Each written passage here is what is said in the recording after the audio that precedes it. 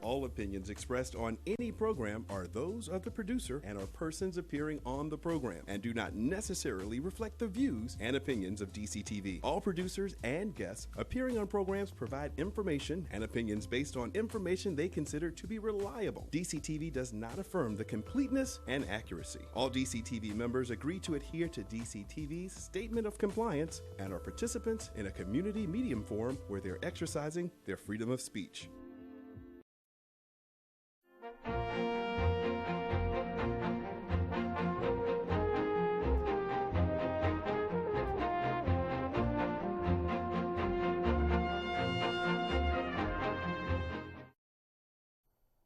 Good evening.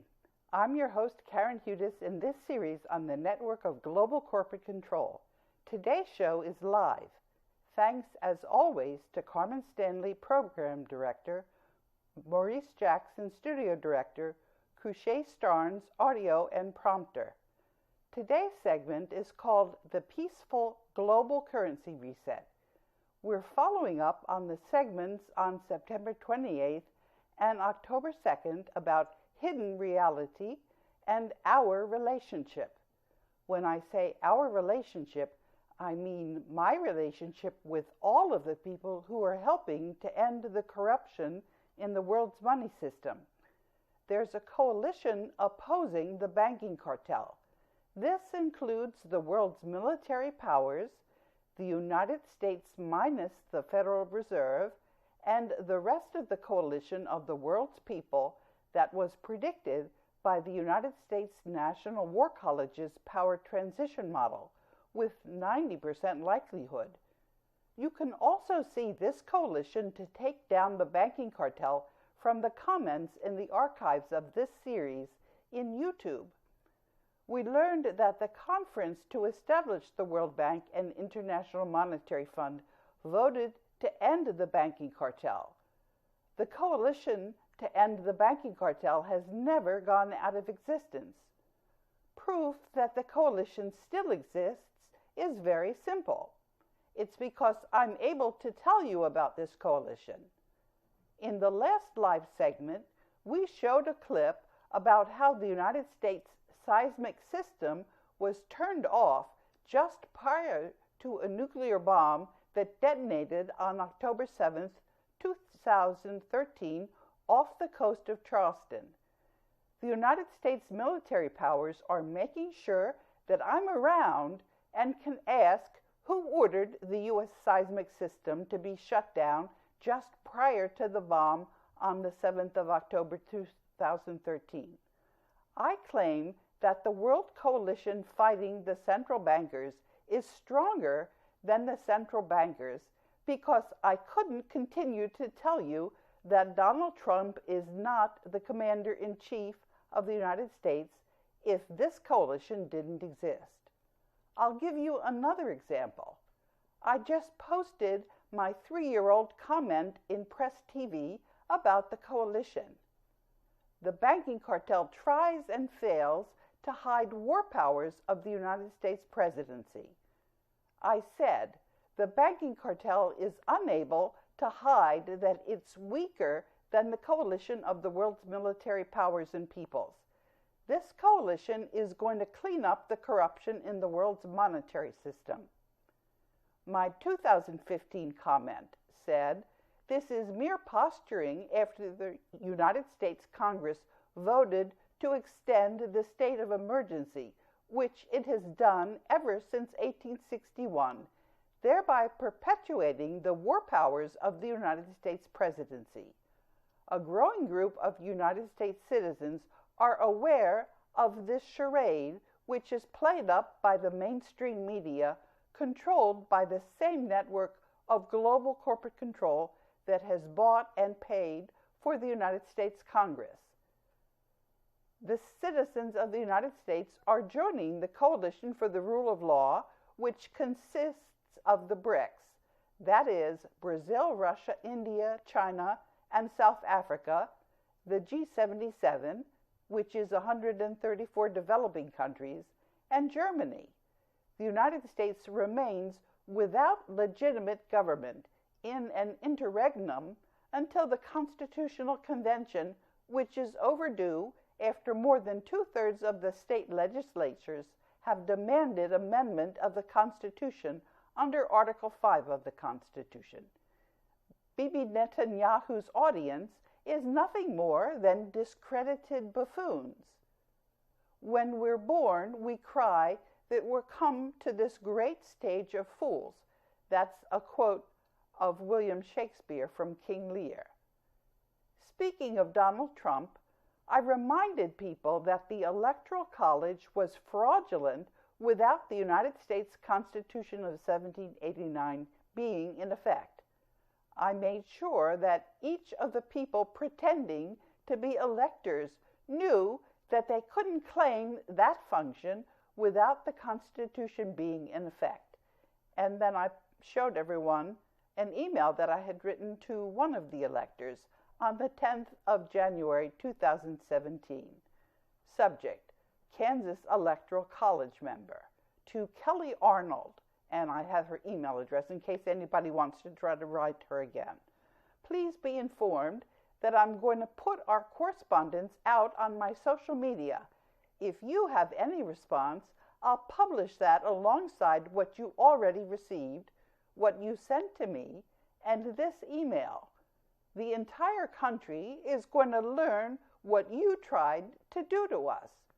Fortunately, it doesn't count, and neither does the vote of any of the other so-called electors. Without the Constitution of 1789 in force and effect, nothing you or they did counts. Meanwhile, Trump is going through the motions, but many, many, many of us are onto him and his fraud. Goodbye. One of my functions is to serve as the canary in the coal mine. So long as you hear from me, we still have a global currency reset to replace the world's corrupt paper currencies with local currencies issued by villages and towns, and with currencies minted from the world's monetary gold reserves. I'm dividing our listeners into two groups, those who've watched us before and the newbies. Several comments on the segments last week in YouTube pointed out that we should provide more new content and not keep going over old content. We're going to plan how to implement the global currency reset in this segment and the segment that we are pre-recording for next week. There are issues that need to be decided in implementing the global currency reset, and that need to be decided about the way we're going to decide these issues. Let's jump right into the issues that need to be decided and how we're going to do this. In the remaining time for this segment, we can answer some questions. The issues that need to be decided now concern how we're going to exchange the paper currencies issued by the central banks for currencies issued by villages and towns, and the national currencies containing the world's gold on deposit in the global debt facility. The first place to look for guidance how to implement the global currency reset is the governing agreements. I'm referring to the bilateral Mansfield Breakthrough Successor Agreement that was agreed at the end of World War II. Truman and Eisenhower agreed to this on behalf of the United States. The other place to look is the Articles of Agreement of the World Bank and International Monetary Fund, because Jose Rizal deposited the world's wealth in the global debt facility with the Board of Governors of the World Bank and IMF. I'm the acting general counsel of the World Bank, as agreed in 2009 with the World Bank's executive directors, and as agreed at the World Bank's annual meetings in 2015 with the Board of Governors of the World Bank. The coalition that was predicted by the US National War College has named me the Overseer Mandate Trustee of the Global Debt Facility. You can see that this is so because if you read the letters about the Global Debt Facility, you'll see the many attempts that I've foiled to steal the assets in the Global Debt Facility. Yesterday, there was another attempt from a consultant in Indonesia. And there is also a lot of correspondence with Tiburcio Villamor Marcos Tejian Telejano IV, and I've put links to that in the teleprompter. And this correspondence ended with a threat from Interpol to arrest me. As you can see, Interpol didn't arrest me. Instead, the Chinese arrested the head of Interpol. And you can see that also in the teleprompter. I've shown you the tweet that it was actually 16 hours ago, where it says the Chinese arrested the head of Interpol. And I've exposed the CIA's efforts to steal the gold in the Global Debt Facility. And also, I wanted to remind you that on March 6, 1933, the Governors' Conference made a pledge of the good faith and credit of the United States and citizenry thereof. And they'd had no right to make that pledge. They had no authority to make that pledge, but they did it anyway. We're reviewing a couple of comments following last week's DCTV segment, and we're going to discuss choices for implementing the global currency reset next. And there was a comment from a Frank Scarfoni, which was asking me when I said that there was 70% of the military. Well, actually, no, there was first another comment I wanted to read you. Now that I know that presidents since 1871 have not been duly elected, including Donald Trump, I still need an answer to your statement about 70% of the military seized through Donald Trump's charade. He wants to know on what basis I said that. And my answer is that, and I've also put that up on YouTube, I told you many times that the military read my social media, and some of them are watching this YouTube, or when it's live, although it's only a limited audience that's live in DC. I usually post this later in the evening. And some of the military subscribe to my Facebook account, and some tell me in emails, which I've published many times, that 70% of the military follow their path of loyalty to the Constitution of 1789. I'm sorry, their oath of loyalty. Do you think the military might have been upset that the heroes who refused to nuke Charleston were fired, or that the seismographs in the United States were shut down when the nuke detonated 600 miles off the coast of Charleston on the 7th of October, 2013? And I said to the person asking me this question, why not devote a little more effort to see what I've already said and a little less effort to raise hostile questions? And then another question, I don't find anywhere that Brett Kavanaugh withdrew his nomination. This is twice I've heard this from you, and now I see he's been confirmed. Do you have information confirming your assertion, which was not publicized? Otherwise, this is damaging your credibility with me. And my response on YouTube, which was taken down and then put back again. Kavanaugh is now facing bankruptcy with a greater than 90% likelihood. You don't think Kavanaugh knows this and that he might have tried to withdraw? Or that the banking cartel didn't want Kavanaugh to withdraw? Asking me about my credibility, Kavanaugh is lying that the United States Constitution of 1789 is in effect, and you don't find me credible when I'm one of the few lawyers telling you this truth.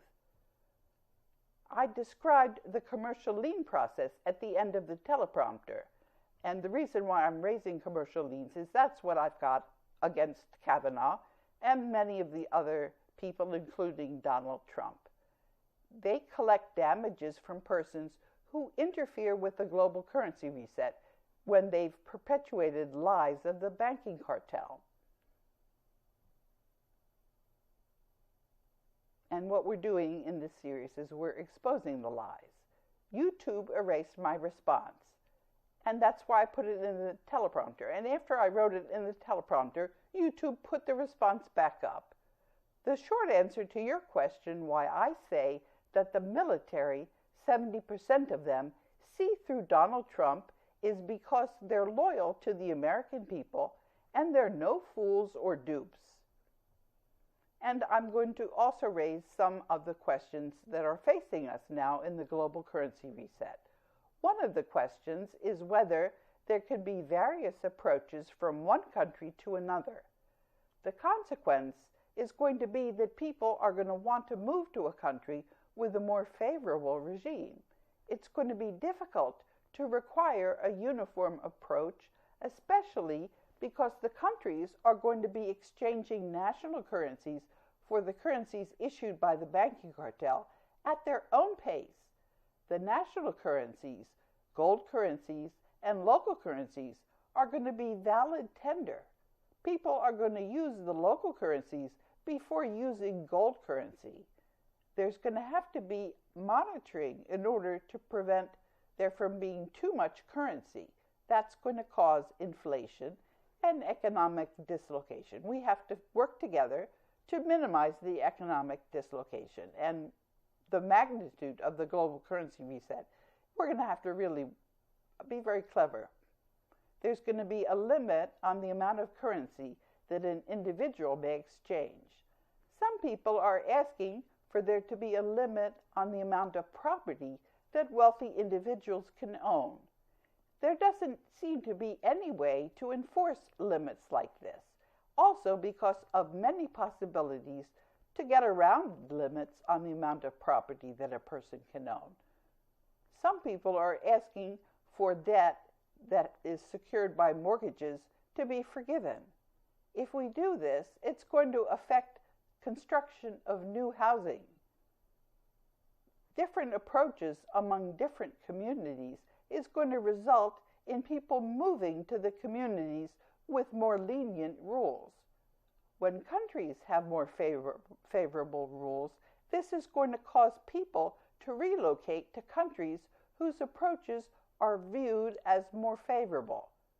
Because the efforts to fight corruption are going to be initiated by grassroots initiatives, it's going to be difficult, if not impossible, to come up with any uniform policies. And in the World Bank, there's a committee called the Development Committee, and this committee is going to wind down the banking cartel. Countries are going to have to show the source of foreign receivables. For instance, receivables for human trafficking won't be valid. Foreign debts are going to be paid in the stock of companies in the banking cartel. People are going to have to agree on rules for financial entities and banking institutions. Transnational banks are not likely to be accepted, at least until people can agree how to prevent their corruption. As the banking cartel is wound down, the ease of foreign payments and complex supply chains is going to be reduced. Opportunities for local employment are going to increase. Complex industries are going to have to remain viable for some time at least, if only because it's going to be necessary for human survival for us to be able to take satellites out of orbit that contain radioactive waste that would contaminate the Earth. Many people have been writing to me about their problems. Some of these problems are due to scalar weapons. It's not clear when these weapons are going to be demobilized. It's also not clear Who is responsible for chemtrails and other warfare? As the corruption is reduced, these problems are ultimately going to cease. Information that has been suppressed is going to become available, and it's going to spread. These are only some preliminary issues that are going to have to be dealt with in the global currency reset. This description of the steps for exchanging currencies, I've already posted it in July of this year. I had a discussion with some people who were actually talking about Greece, and they wanted to start the reset in Greece. But that discussion dried up. In principle, it shouldn't be too difficult to keep track of the currencies. We have to make sure that we have accurate lists of the people living in the country and agree on the amount of currency out of gold that each person is entitled to exchange for paper currency, and send the people a certificate where the amount of currency that they exchange can be recorded. First, the people are going to exchange the currency issued by their central bank for currency issued by the mint of their country, and this currency is ultimately going to be exchanged for currencies out of gold. We call them aurum. The best way to have the people in the countries hold the people who are administering the exchange accountable, we have to let the people in those countries decide those questions. One difficulty is that we don't have reliable staff. We can hire this staff, and the Board of Executive Directors of the World Bank has already approved administrative expenses. The issue is the banking cartel's security guards are still refusing to admit me to the World Bank's offices. Oswin Diagana, the Vice President for Human Resources, who is not following the World Bank's articles, has already had his employment at the World Bank terminated. Do all the staff at headquarters need to be discharged until they follow the directives of the Board of Executive Directors and Board of Governors? These comments are meant as early discussion points. The important thing is that we are initially going to start the process. Ultimately, the lessons that we learn will be taken up as we proceed. I should also mention that the gremlins in my PC are very agitated by these statements, and it's difficult to remain on the same page that I'm writing this. That's what I wrote when I was writing the teleprompter on my PC. Let me float another discussion point, and that is sequencing. This means that we're going to avoid controversial topics which the banking cartel likes to distract us with, so that we forget to clean up the corruption in the world's money system.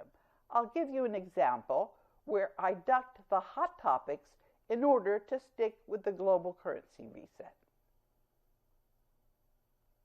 And I don't see that in the teleprompter. Maybe if you can stop scrolling, Crucia, I can tell you what that is. Oh yes, wait a minute, now I see it. It's the peaceful global currency reset has nothing to do with end times. End times, that was one of the hot topics. Or citizens' arrests, or provocateurs. And now I'm going to speak extemporaneously. I've learned that I should do this because people want to make sure that I'm still an active person and that I'm very real, which I am. People here in DCTV are probably laughing because they see me. And, you know, I come in every time that we tape this series. But because you don't know that, you wonder. And when I speak extemporaneously like this, you can see that, yes, I'm very real. And I'll tell you right now, one of the reasons that I've resisted speaking extemporaneously is because of mind control. When I speak off the cuff like this, you'll notice in the very beginning of today's segment, I was tripping over my words a little bit. I'm a person who is pretty resistant to mind control, but it's not 100%. And so I have to really work hard when we have these discussions and I'm not reading the teleprompters. One of the ways that I'm exercising to make sure that I'm free of mind control is actually music. I play chamber music, I play the cello, and that's one of the ways that you can strengthen the synapses in your mind so that you're able to resist mind control. And there are other techniques which I'll talk to you about. The best technique is to have a group that knows you very well. It doesn't have to be a large group, maybe 2 or 3 people. I've mentioned this before. And when you start acting out of character, they can signal to you that you're just not yourself, and is this possibly due to mind control? And you're going to have to look hard to find these people, because the people that are very sensitive to mind control, they're going to run away from you. They're not going to want to be in your group. And so, as far as I can tell, just roughly, 1 out of 10 people is not going to be so sensitive. And so you'll ask 30 people in order to get 3 close friends or relatives to work with you. And the point about having that group is that when a person is in a group like that and talking about whether they might be subject to mind control, the people that are operating the mind control, they don't like that. So you're not going to be a likely target. But you'll see from the teleprompter that I've put out on the internet and that I'm going to be speaking from for the version next week, I was attacked by very, very strong weaponry, and it wasn't just mind control, which is like a form of hypnosis. They actually made me move my arms. I'll describe that issue, but once you're aware that there's mind control, it's not that easy for the operators to get you to do things. The first thing that you do, or the second thing, the first thing is you have a group. And the second thing you do is you don't act quickly, especially on something big. You take your time. And as you know yourself, you can see when you're acting out of character. But in 2014, when I went to Japan, and I wasn't as aware of the existence of mind control, I had these wonderful ideas that I should quickly go to the military base in Japan. Well, of course, that was the last place I should go. And usually when you're getting a suggestion for mind control, it's not just a thought that you have, but you also have an emotion where you think that that's a wonderful thing to do. You get very excited, and that you should do it very quickly. So right after Japan, I went to a conference in Australia, and you'll see in my next week's segment, I was writing to somebody who I met in Brisbane at that conference.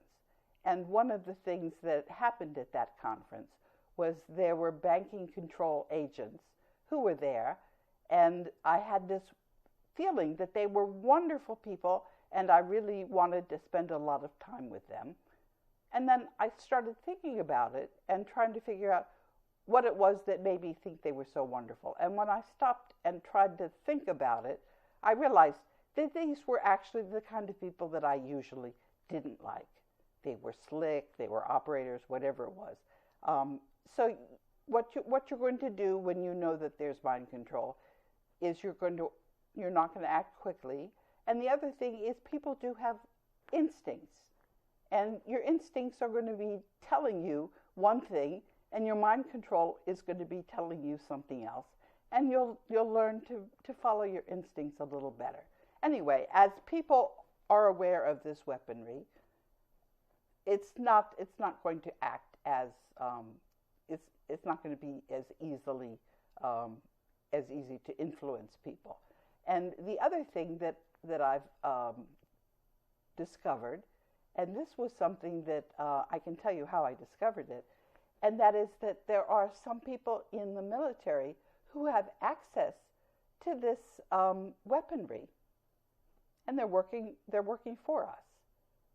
The banking cartel can't manage to steal the world's wealth despite everything they've continued to try.